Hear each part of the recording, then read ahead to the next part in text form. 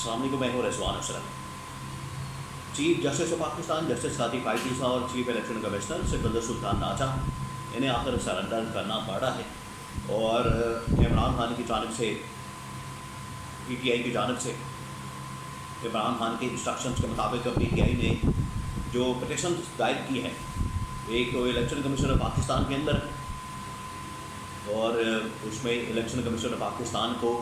جھکنے پر مجبور کیا جا رہا ہے، اور دوسری طرف chief justice of Pakistan justice سعدی فائزی صاحب اور سپریم کورٹ کا پورا فیصلہ جو 13 رکنی فل کورٹ نے دیا تھا اس کے اوپر عمل درآمد کے لیے chief justice of Pakistan, supreme court اور الیکشن کمیشن آف پاکستان کے اوپر پریشر ڈالنے کے لیے یا آئین اور قانون کا پابند کرنے کے لیے، ان کو آئین اور قانون کے مطابق چلانے کے لیے پی ٹی آئی نے بہت زبردست پٹیشن اور بہت زبردست چال چلی ہے۔ اس کے بارے میں بڑی اہم ترین انفارمیشن میرے پاس موجود ہے، تو آپ کے ساتھ میں شیئر کرتا ہوں۔ اور دوسرا یہ کہ شہباز شریف حکومت کی ناکامیاں مسلسل جاری و ساری ہیں، اور ان ناکامیوں کا ملبہ عوام کے اوپر گرتا ہے، ان ناکامیوں کا جو نزلہ ہے وہ عوام کے اوپر گرتا ہے، اور ان کی ناکامیوں کی وجہ سے، ان کی نااہلی کی وجہ سے، ان کے نیلے پن کی وجہ سے، ان کی کرپشن کی وجہ سے عوام کو بھگتنا پڑتا ہے۔ اور آج پورے پاکستان کے اندر ہڑتال ہے، پورا پاکستان بند ہے، پورا ملک ان لوگوں نے بند کر دیا ہے۔ یہ ان کی حکومت کا حال ہے کہ جمعہ 8 دن ہوئے، 4 سے 6 مہینے ہوئے ہیں، اور پورا ملک ان لوگوں نے بند کروا دیا۔ اب بند کیوں کروایا جائے، اس کے پیچھے کیا وجوہات ہیں، مسئلہ کیا ہے، معاملہ کیا ہے، اس کے بارے میں بھی میں آپ کے ساتھ کچھ انفارمیشن شیئر کرتا ہوں۔ تو پہلے میں اس بارے میں بتا دوں کہ پورے ملک کے اندر جو اس وقت ہڑتال ہے، آج پورے ملک کے اندر، پورے پاکستان کے اندر، کراچی سے لے کر پشاور تک اور خیبر سے لے کر گوادر تک پورا ملک جو ہے وہ بند کر دیا گیا۔ تاجروں کی جانب سے یا دکانداروں کی جانب سے یا تاجر برادری کی جانب سے یا جو دکاندار حضرات ہیں، مارکیٹ کے لوگ ہیں، انہوں نے آج پورے پاکستان کے اندر ہڑتال کی ہے۔ اب دو اس کے پہلو ہیں، ایک تو یہ اس میں کہا جاتا ہے کہ دکاندار کیونکہ ٹیکس نہیں دیتے، ٹیکس نیٹ کے اندر نہیں آتے، اور اتنے لاکھوں کروڑوں اربوں روپے کماتے ہیں، اور ٹیکس نیٹ میں نہیں آتے، ٹیکس نیٹ میں آنے کے لیے ان کو بڑی تکلیف ہوتی ہے، بڑا مسئلہ ہوتا ہے، اور یہ ٹیکس چوری کرتے ہیں، یہ ٹیکس چور ہے، یہ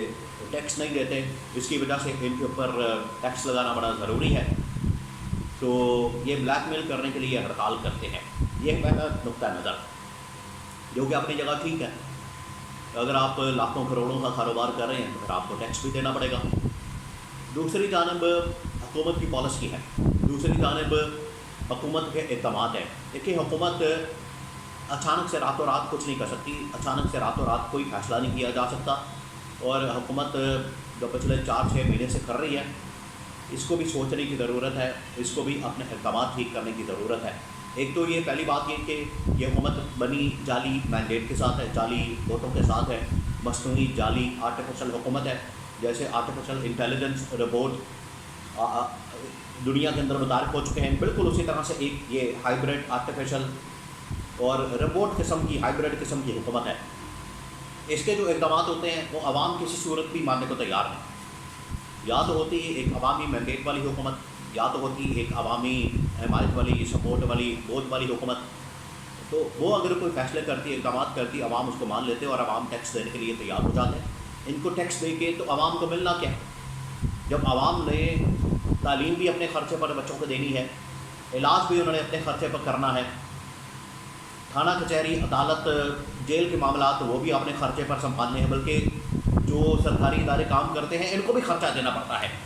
ایک تو وہ سرکار کے پیسوں پر، ٹیکسوں پر، عوام کے ٹیکسوں پر بیٹھتے ہیں، عوام کے ٹیکسوں کے اوپر عیاشیاں کرتے ہیں، عوام کے ٹیکسوں کے اوپر سرکار سے پیسہ لیتے ہیں، اور عوام کی خدمت کے لیے بیٹھے ہیں، لیکن عوام کی خدمت کے بھی پیسہ لیتے ہیں۔ ادھر سے تنخواہیں الگ، مراد الگ، اور عوام کا کوئی عام انسان کا، عام شہری کا، کسی پاکستانی کا، کسی کا کوئی مسئلہ بن جاتا ہے تو وہاں پر آپ کو علیحدہ سے پیسے دینے پڑتے ہیں۔ آپ نے کوئی چھوٹا سا کام کروانا ہے،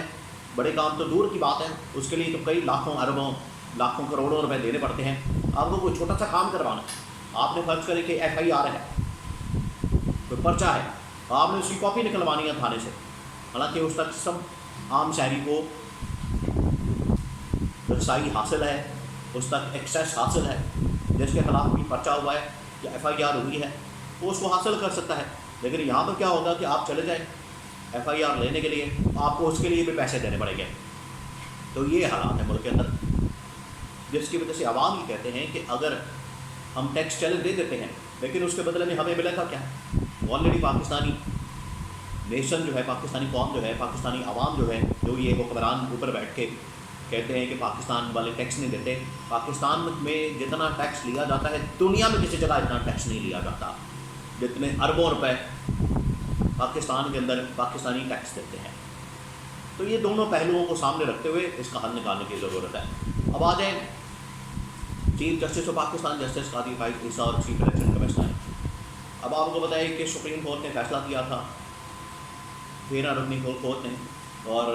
ये मखसूस नशस्तों का मामला था कि इसके ऊपर अमल दरामद करना है।